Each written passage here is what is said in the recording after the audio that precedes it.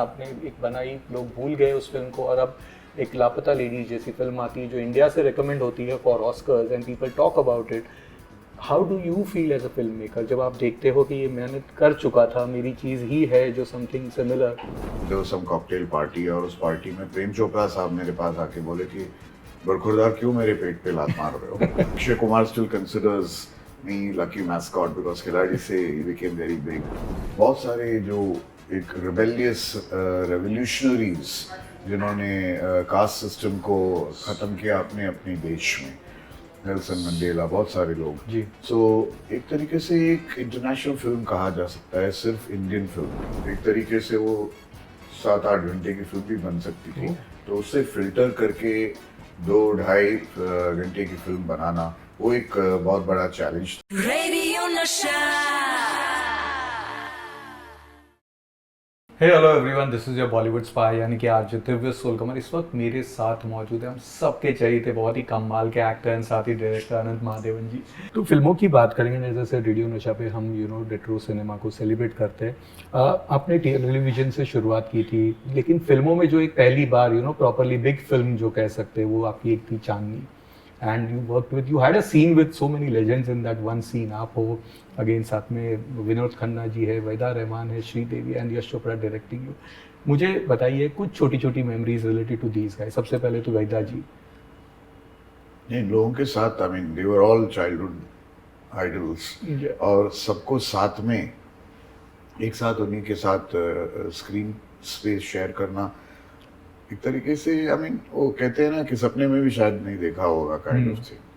और फिर श्रीदेवी के साथ तमिल में बात करना, dialogue to open, because she was quite reserved and she is like to herself on the set.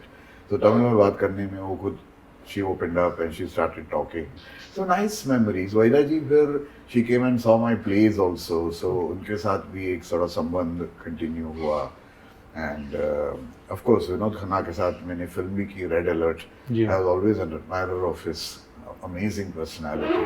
सो एक रिलेशनशिप शुरू हुआ सबके साथ. यश जी के साथ फिर मैंने उनके सीरियल्स में भी काम किया और एक लंबा रिलेशनशिप उनके साथ भी रखा. सो it was, yeah, Chandni was the first big film I did before Khiladi. I was noticed in Khiladi. Yeah. So our the music also was amazing.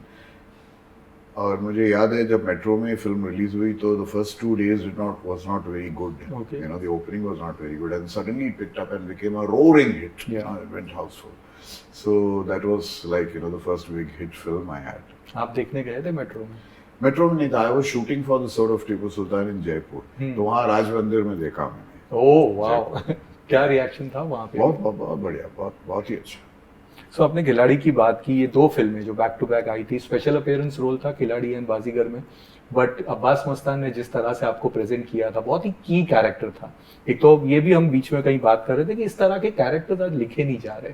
भले लेंथ वाइज देखे तो जो खिलाड़ी का रोल था, बट जिस तरह से लास्ट में वो पूरा आता है, किसी ने शायद एक्सपेक्ट भी नहीं किया होगा. I remember watching that film and last shot में जैसे वो रिवील होता है, ब्लैंक, वो जो सस्पेंस था वो बहुत ही कमाल का था. एंड स्पेशली बाजीगर का जो कैरेक्टर, जहाँ से ही पूरी कहानी शुरू होती है, how was those working experience for both the films? Interesting. एक चीज इससे साबित होती है कि हम लोग कहते हैं कि audience memory is short, public memory is short. No, it's not short. See, you remember it. People, whom I meet on the streets, they remember, अरे खिलाड़ी, बाजीगर. तो of course the credit goes totally to Abbas Mastan कि उन्होंने इस तरीके का एक तो नंबर 1 कैरेक्टर लिखा. Secondly, they thought of me. I mean, because obvious choice तो मैं नहीं हो सकता इन कैरेक्टर्स के लिए. तो they thought of me and they gave me an opportunity to prove myself.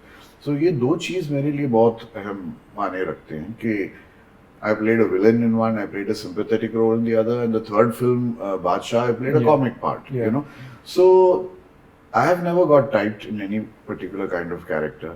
अलग-अलग roles के और एक ही director के साथ मैंने किए. So, हाँ, एक में Akshay Kumar still considers me lucky mascot because खिलाड़ी से he became very big. It was fun working with Shah Rukh in 2 films. So, I mean, good memories and एक तरह से मैं उनको अपना गॉडफादर ही समझता हूँ, अब्बास मस्तान और रतन जैन, वीनस, जिन्होंने मुझे मौका दिया इतना सब कुछ एक तरीके से टेक ऑफ करने के लिए. विल कम टू शाहरुख, लेकिन खिलाड़ी के लिए बाद में जब आपने अब्बास मस्तान को पूछा होगा कभी कि मुझे क्यों लिया, ये जो आपने कहा, इवन आई एम वंडरिंग कि वो जो सिलेक्शन था वो इतना एप्ट था, बिकॉज पूरे जितने लोगों ने खिलाड़ी देखी है आज तक, मुझे किसी ने भी ये नहीं कहा कि हमने विलन गेस कर लिया था। शायद आपके साथ भी ऐसा ही हुआ होगा, कभी बातचीत हुई थी इस पे? नहीं, मैंने पूछा भी था क्योंकि प्रीमियर के बाद सत्यम थिएटर में हमारा प्रीमियर हुआ था खिलाड़ी का, और उसके बाद कोई there was some cocktail party, और उस पार्टी में प्रेम चोपड़ा साहब मेरे पास आके बोले कि बरखुरदार क्यों मेरे पेट पे लात मार रहे हो। मैंने कहा जी बिल्कुल नहीं, मैं विलन का रोल कंटिन्यू नहीं करने वाला हूँ, मैं अलग अलग रोल करना चाहता हूँ। आप बिल्कुल, हालांकि मजाक ही कर रहे होंगे वो, लेकिन अब्बास मस्तान का ये था कि आपका फेस एक कोरा कागज है, मैं कुछ भी पेंट कर सकता हूँ उस पर और लोगों को बिल्कुल शक नहीं होगा। एक सिंपल स्ट्रेट फॉरवर्ड जो इमेज वाला है, हम इसीलिए हम प्रेम जी को भी उसमें डाले, शक्ति कपूर को भी उसमें डाले, बहुत सारे विलन्स को उसमें डाले कि लोगों को उन पर शक जाए, लेकिन किसी को आप पे शक नहीं होगा। सो वो it was a very well planned strategic clever screen play, I would say. आपने प्रेम साहब की बात की तो एक और लेजेंड के साथ आपने काम किया, that is Dev Sahab. Must have been a great experience. क्या बातें हुई थी, कैसा? तीन फिल्में की देव साहब के साथ, और एक तरह से देव साहब का एनर्जी जो है, अब उनके साथ हाथ मिलाओ तो 2 दिन तक आप बछड़े की तरह उछल कूद करते रहते हैं, क्योंकि उतना एनर्जी आपको इम्पार्ट करता है वो आदमी।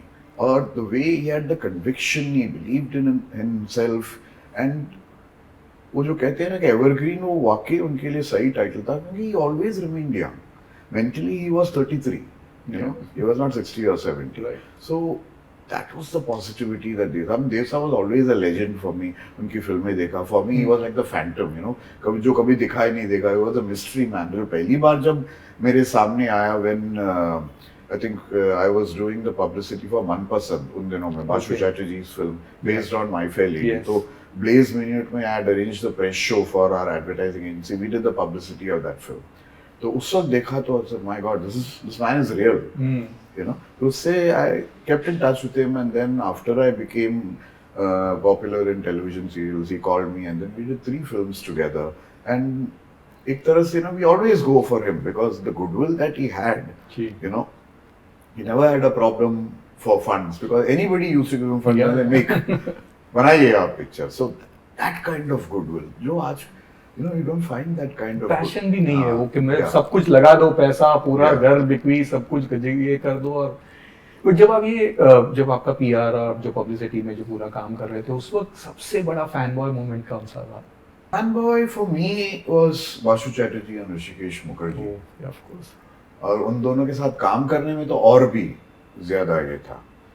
So because I went after film makers, और जिन्होंने उस तरीके की फिल्म बनाई जो फर्स्ट डे फर्स्ट शो में देखता था, गुलजार साहब, बासुदा, ऋषिकेश मुखर्जी, बासु भट्टाचार्य, वो 4 बड़े थे। आफ्टर श्याम बाबू एंड गोविंद निरानी के, but by the time I was doing the publicity for their films also.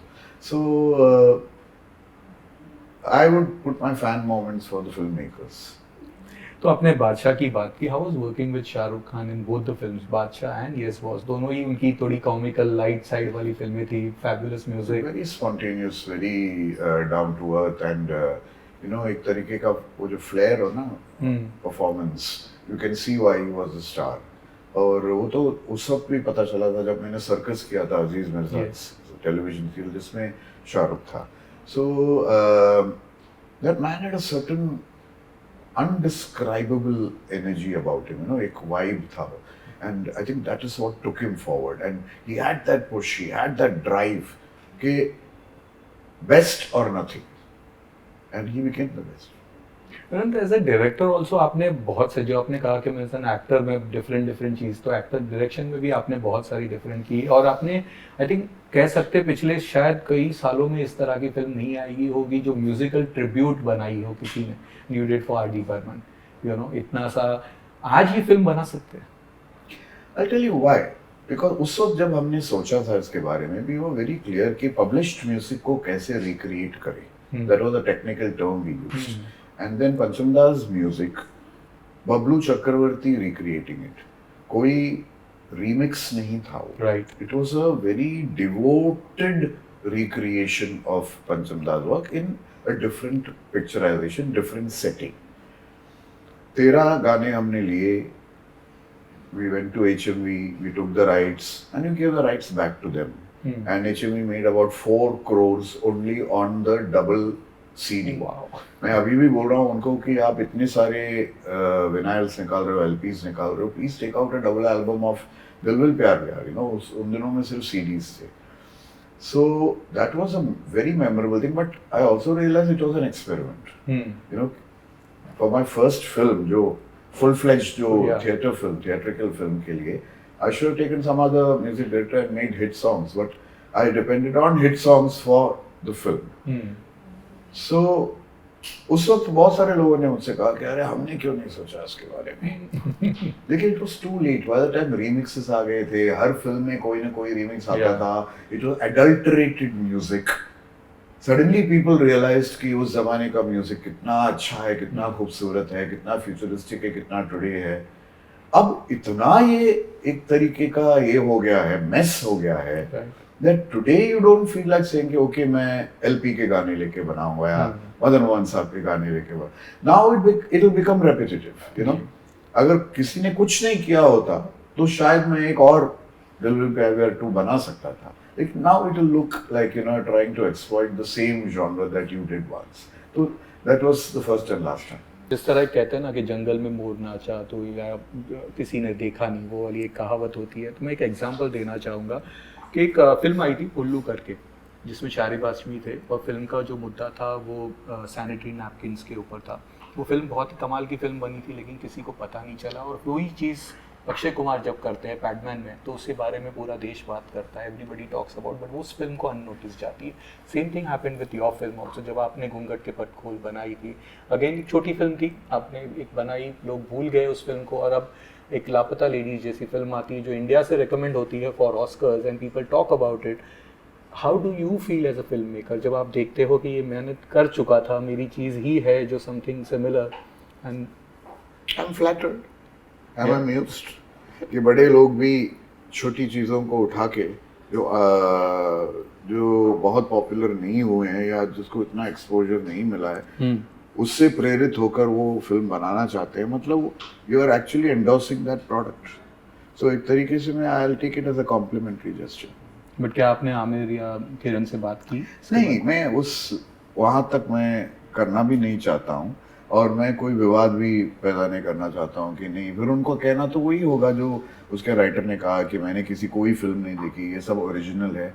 अब इतना सब कुछ कोइंसिडेंटली सिमिलर हो सकता है, तो मैं ये भी नहीं कह सकता कि great minds think alike, because मेरा कोई ग्रेट माइंड तो है नहीं, शायद उनका ग्रेट माइंड होगा.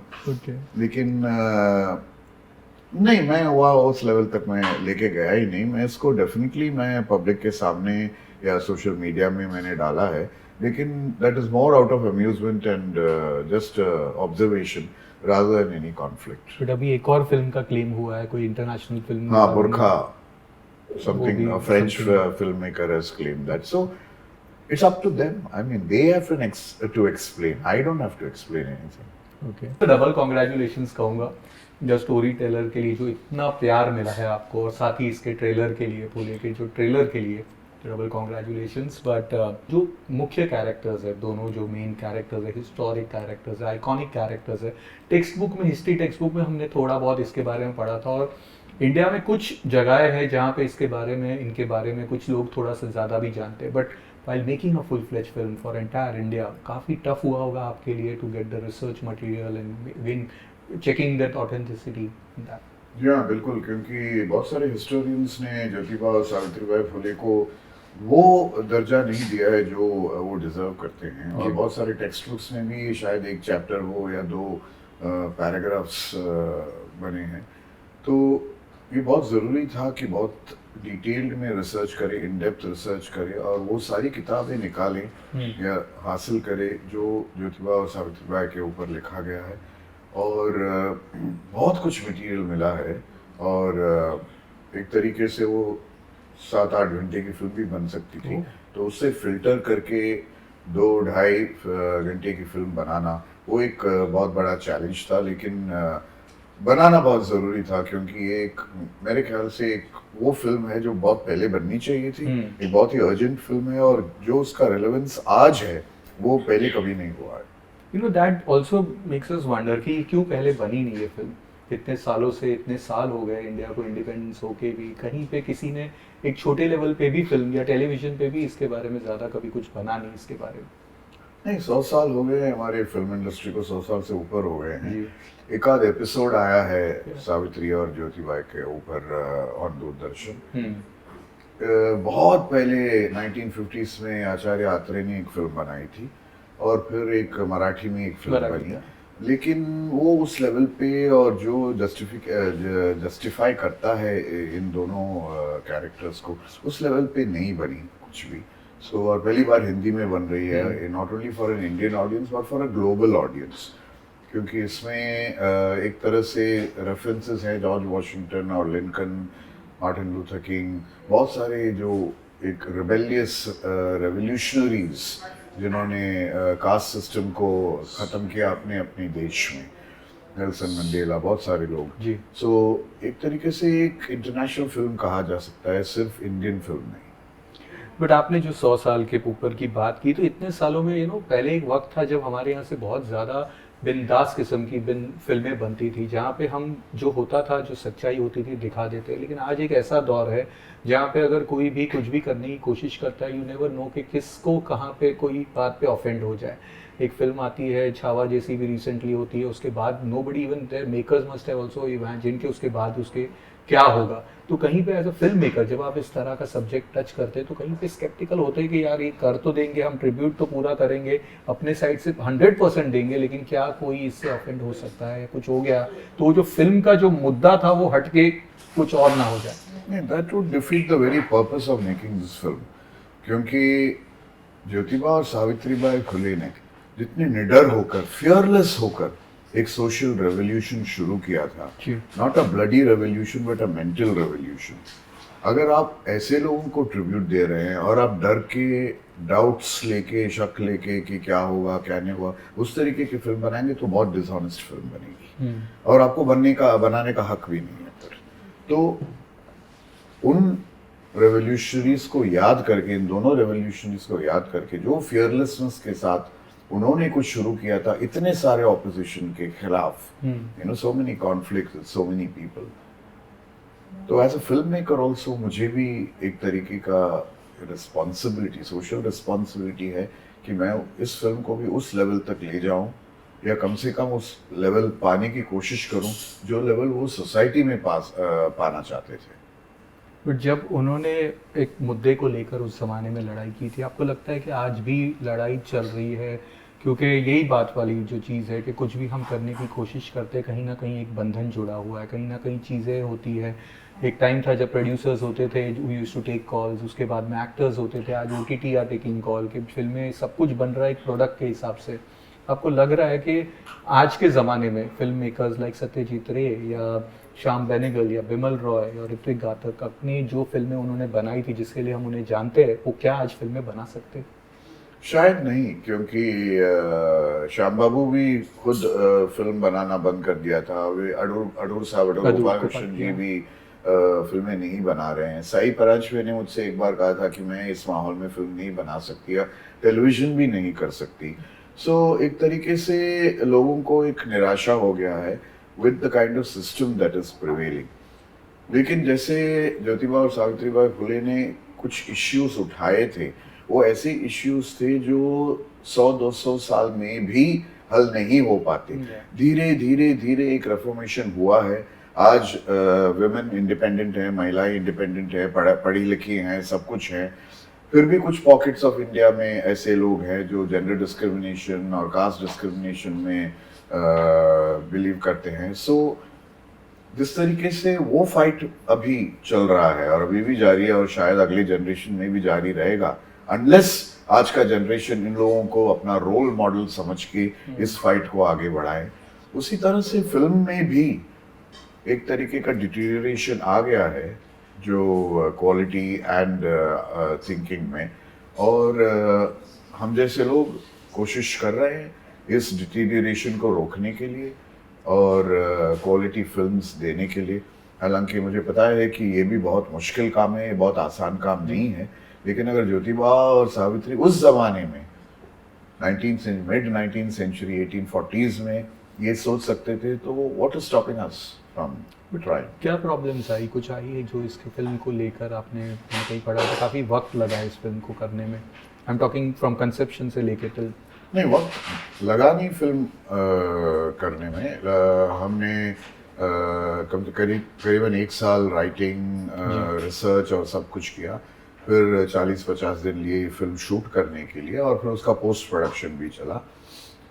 हाँ, वो जैसे आपने कहा था कि ऑपोजिशन कहीं ना कहीं से अपना सर उठाता है और कहता है कि आप ये ज़्यादातर एक मिसअंडरस्टैंडिंग है, ये गलतफहमी है। ट्रेलर देखने के बाद लोग तय कर लेते हैं कि ये किसी धर्म के खिलाफ है या किसी कम्युनिटी के खिलाफ है, जो ये बिल्कुल नहीं है।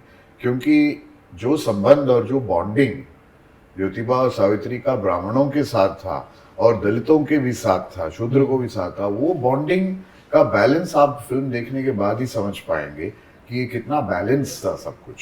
और वो किसी के खिलाफ, किसी धर्म जाति के खिलाफ नहीं थे। वो सिर्फ उन लोगों को उठाना चाहते थे, पीड़ित जाति को उठाना चाहते थे और उनको एक दर्जा देना चाहते थे। सो ये this is not a hate story, this is a love story, but in a different kind of reformatory style. That's a good tagline. But आपने इसके पहले भी बहुत कमाल की बायोपिक्स कह दीजिए या रियल लाइफ इंसिडेंट्स पे आधारित फिल्में बनाई है जो आज भी जिसकी बहुत तारीफ होती है। What attracts you towards these type of films? नहीं, ये जो अनसंग हीरोज होते हैं जिनको अपने जो ड्यू नहीं दिए गए, जैसे संतुता सबकाल कोई जानता ही नहीं था उनको जब तक ये फिल्म नहीं बनी, और सब लोगों ने पहचाना उनको कि यार वो बच्चों को रास्ते से उठाकर उन्हें एक धर्मशाला में रखती है, उनको संभालती है।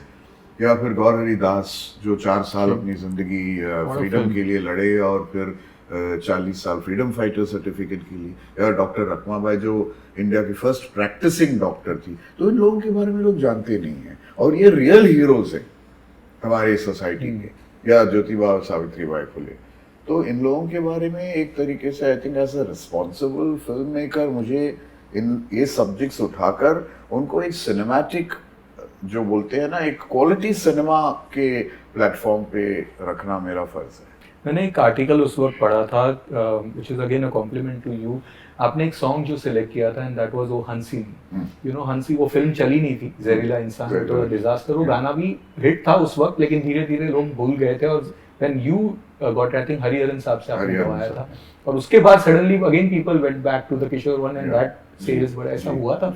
या बिल्कुल, because a lot of songs were rediscovered, क्या जानो सजन होती है, क्या गम की शाम, ओ हंसिनी। उसमें पड़ोसन का जो गाना था, जो actually it was a funny song in the film, we made it a romantic. मेरे सामने वाली खिड़की में एक चांद का टुकड़ा रहता है, और प्यार का मौसम का जो गाना था, तुम बिन जाऊं कहाँ। So we discovered a lot of classic vintage numbers उसमें। और तीसरी मंजिल का वो हसीना जुल्फों वाली जाने जा, एवरी सॉन्ग, यादों की बारात, every song was a gem जो बोलते हैं, और हमने उतने ही जेम्स छोड़ने पड़े। So because we could not accommodate more than 13 songs. तो एज अ डायरेक्टर तो आपकी बहुत कमाल की फिल्म है, लेकिन एज एन एक्टर कौन सी ऐसी फिल्म आप कहना चाहोगे कि जो एक थोड़ी सी दिल के करीब है, लेकिन उसे इतना ड्यू नहीं मिला जितना मिलना चाहिए था? See, as an actor in films मुझे अभी भी लगता है कि मुझे वो रोल मिलनी चाहिए जो मैं करना चाहता हूँ, जो बहुत ही एक लीड चैलेंजिंग रोल हो।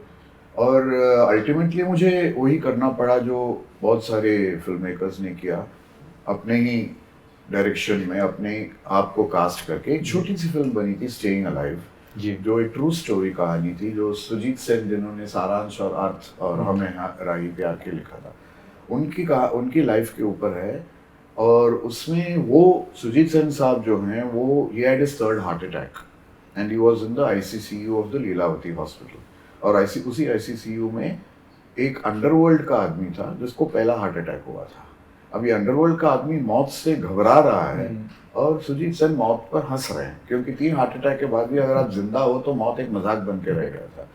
तो उन दोनों के बीच में जो रिलेशनशिप है and how each one ends up changing the others outlook towards life was the story staying alive. तो उसमें मैंने सुजीत सेन का रोल किया और सौरभ शुक्ला ने अंडरवर्ल्ड। तो आई फील दैट वाज, हालांकि अगर वो कोई और डायरेक्ट करता तो शायद I could have given a better performance, I could have concentrated only on my performance. But यहाँ मैं डायरेक्शन भी कर रहा था अपने आप, तो I couldn't give that much focus on my self जितना मैंने डायरेक्शन पे दिया। So that was something I will cherish always.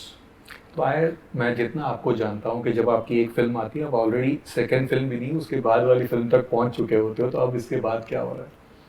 अभी अभी मैंने एक फिल्म कंप्लीट की है शूटिंग, जी। It's called past tense. Okay. उसमें आदित्य रावल है, परेश रावल का बेटा। परेश रावल है, आदिल हुसैन है, शारिब हाशमी, तनिष्ठा चैटर्जी और गगन देवराज जिन्होंने स्कैम 2 में ये तेरी का रोल किया था।